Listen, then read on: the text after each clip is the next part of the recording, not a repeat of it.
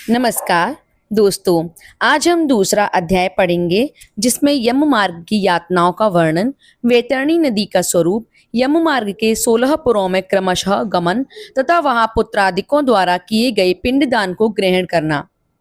हे केशव, यमलोक का मार्ग किस प्रकार दुखी है? पापी लोग वहां जिस प्रकार जाते हैं वह मुझे बताइए, यह गरुण पूछते हैं।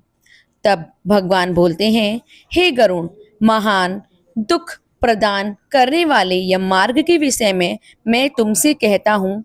मेरा भक्त होने पर तुम भी उसे सुनकर कांप उठोगे। यम मार्ग में वृक्ष की छाया नहीं है। जहाँ प्राणी विश्राम कर सके, उस यम मार्ग में अन्न आदि भी नहीं है जिनसे कि वह अपने प्राणों की रक्षा कर सके। वहाँ कहीं भी जल भी नहीं दिखता जिसे अत्यंत त्रिसातुर वह जीव पी सके। वहां प्रलय काल की भांति 12 सूर्य तपते रहते हैं। उस मार्ग में जाता हुआ पापी कभी बर्फीली हवा से पीड़ित होता है तो कभी कांटे चुभते हैं और कभी महाविषधर सर्पों के डंकों द्वारा डसा जाता है।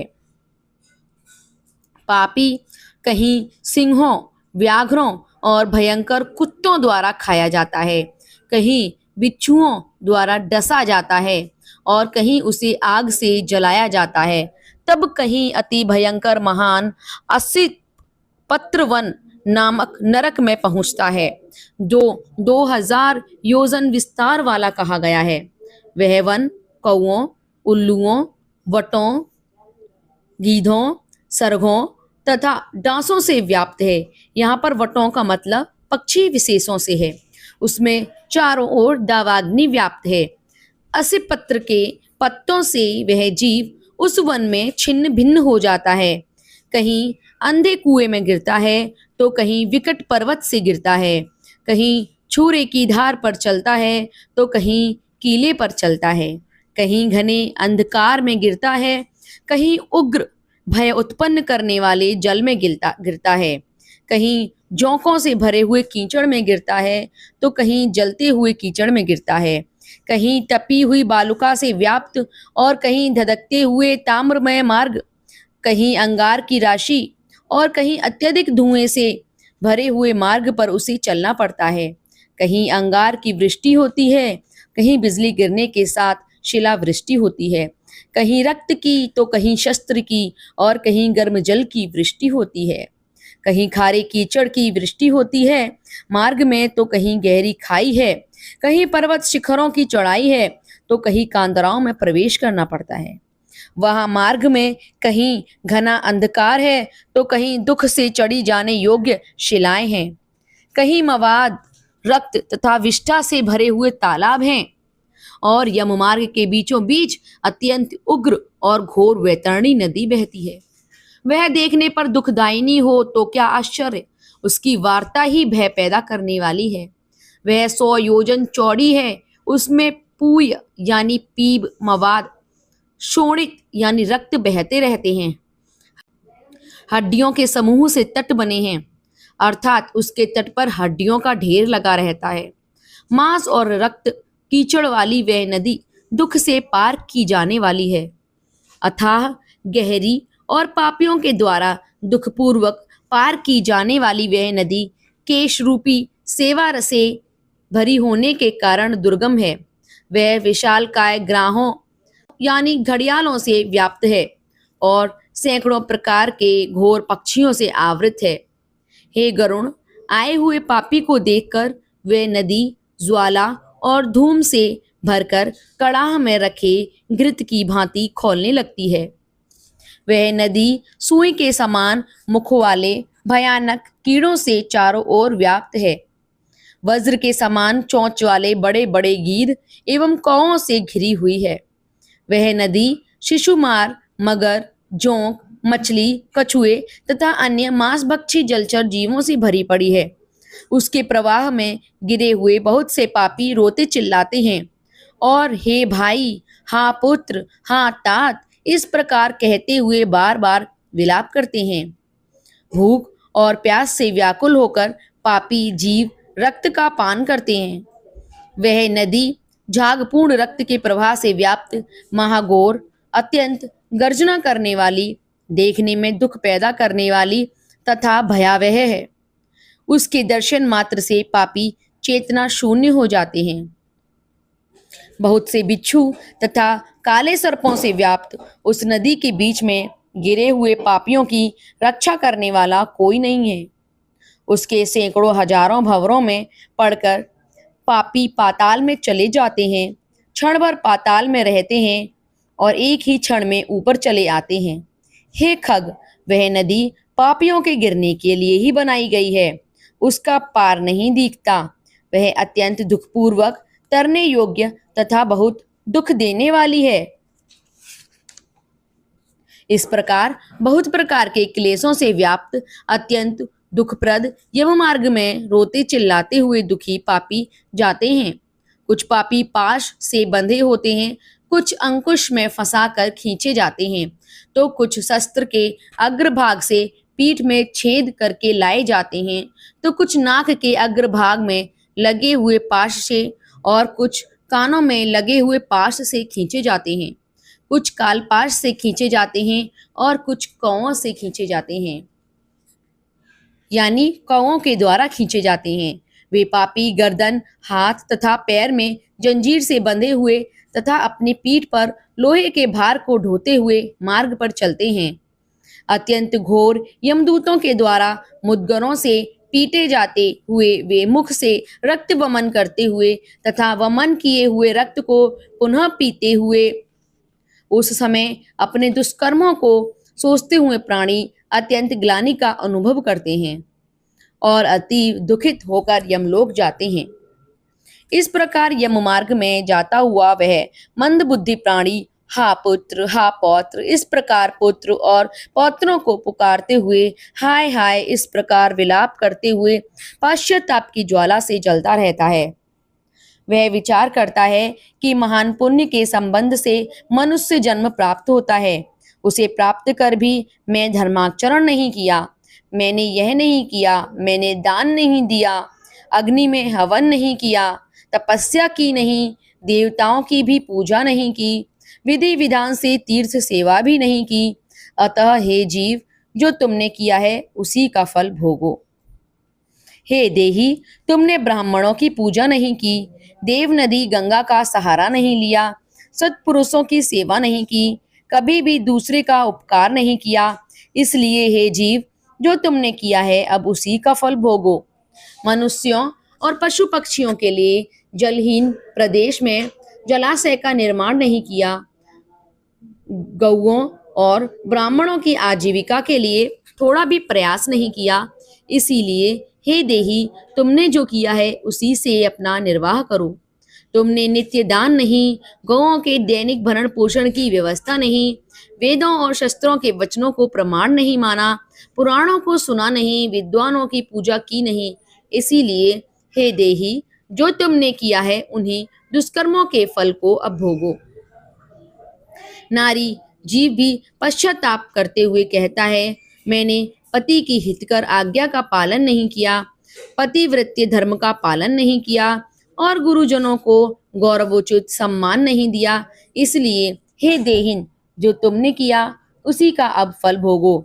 धर्म की बुद्धि से एकमात्र पति की सेवा की नहीं और पति की मृत्यु हो जाने पर भी वहीं प्रवेश करके उसका अनुगमन किया नहीं, वैधव्य प्राप्त करके त्यागमय जीवन व्यतीत किया नहीं। इसीलिए हे देहिन, जैसा किया उसका फल अब भोगो। मास पर्यंत किए जाने वाले उपवासों से तथा चांद्रायण व्रतों आदि सुविस्तीर्ण नियमों के पालन से शरीर को सुखाया नहीं। पूर्व जन्म में किए हुए दुष्कर्मों से बहुत प्रकार के दुखों को प्राप्त करने के लिए नारी शरीर प्राप्त किया था। इस तरह बहुत प्रकार से विलाप करके पूर्व देह का स्मरण करते हुए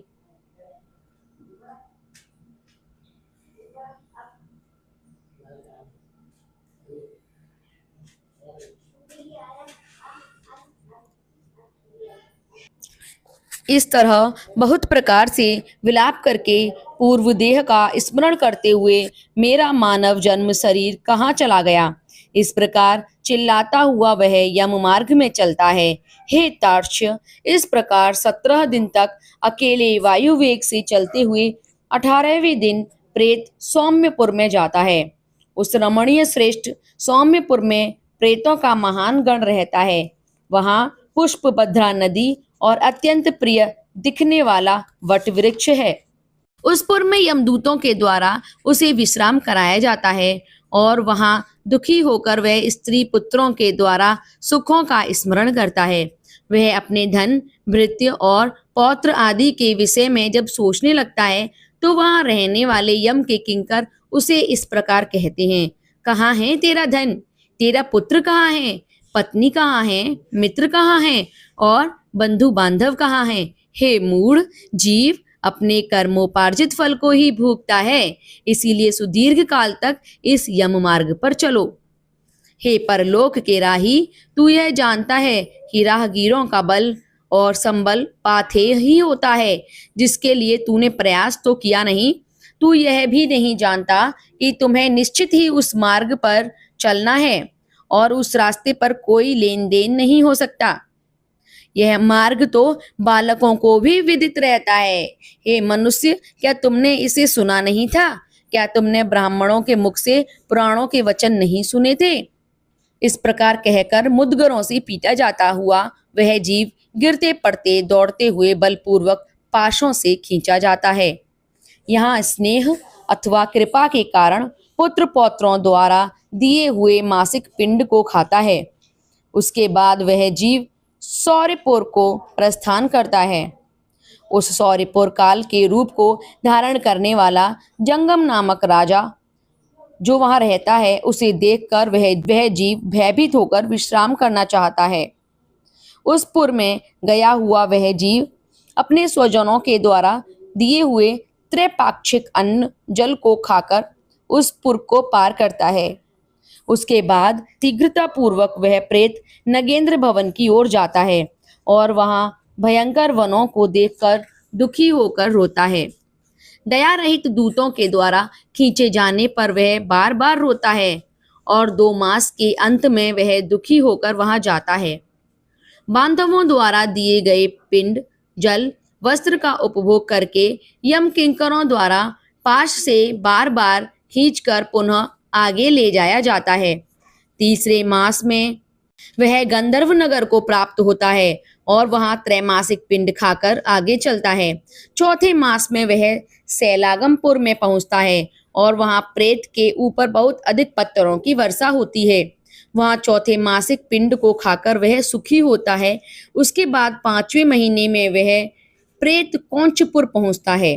कौंचपुर में स्थित वह प्रेत वहां बांधवों द्वारा हाथ से दिए गए 5वें मासिक पिंड को खाकर आगे क्रूरपुर की ओर चलता है।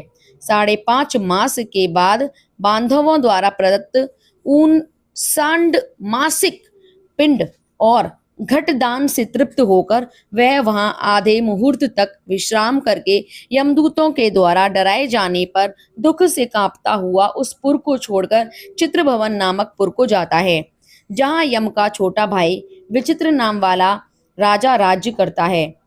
उस विशाल शरीर वाले राजा को देखकर जब वह डर से भागता है, तब सामने आकर कैवर्त धीवर उसे कहता है, हम इस वैतरणी नदी को पार करने वालों के लिए नाव लेकर आए हैं।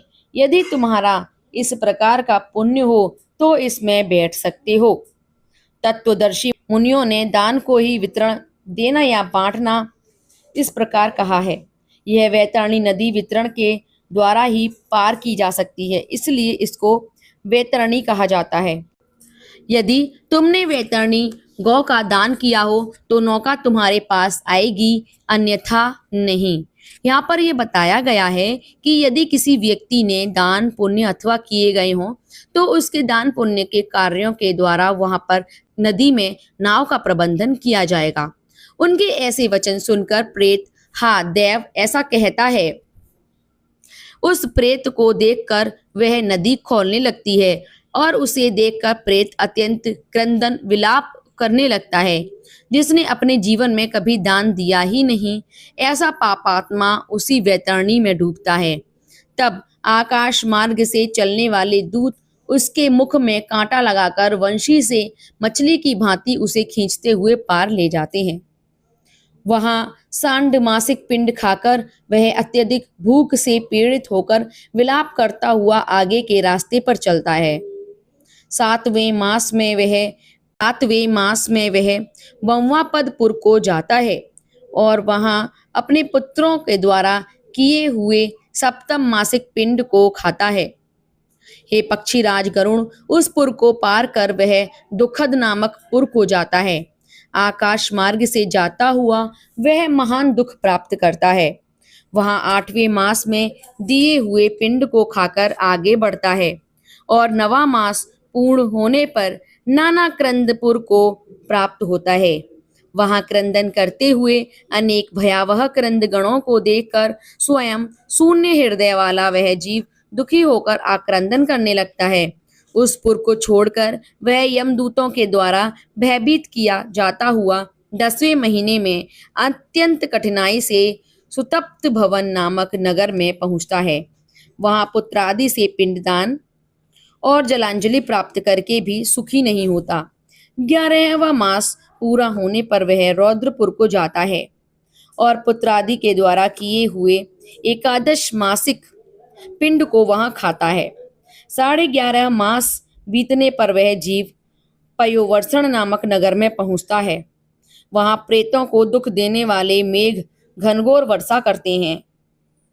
वहां पर दुखी वह प्रेत ऊनाब्दिक श्राद्ध के पिंड को खाता है। इसके बाद वर्ष पूरा होने पर वह जीव सीताढ़ नामक नगर को प्राप्त होता है। वहां हिम से भी 100 गुनी अधिक महान ठंड पड़ती है। शीत से दुखी तथा क्षुधित वह जीव 10 दिशाओं में देखता है कि शायद कहीं कोई हमारा बांधव हो जो मेरे दुख को दूर कर सके।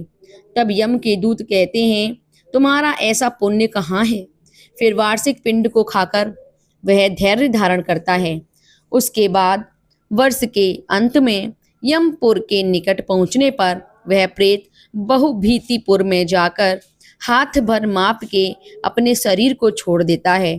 हे पक्षी, पुनः कर्म भोग के लिए अंगुष्ठ मात्र के वायु स्वरूप यातना देह को प्राप्त करके वह यमदूतों के साथ जाता है।